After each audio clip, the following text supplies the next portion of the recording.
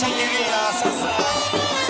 Mimi Saidi Mohamed Mtanda, mkuu wa mkoa wa Mwanza, ninakiri kupokea Mwenge wa Uhuru mwaka 2026 kutoka kwa Kanali Evans Mtambi, mkuu wa mkoa wa Mara, ukiwa salama, unawaka, unameremeta. Aidha, nakiri kuwapokea wakimbiza mwenge wa kitaifa 6 wakiongozwa na Comrade Wazo Mwang'onda.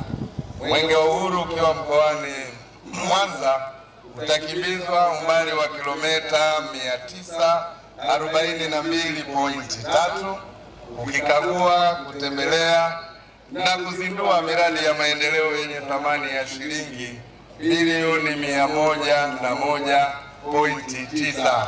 Aidha, mwenge huu utatembelea halmashauri zote 8 za mkoa wa Mwanza. Mwenyezi Mungu nisaidie.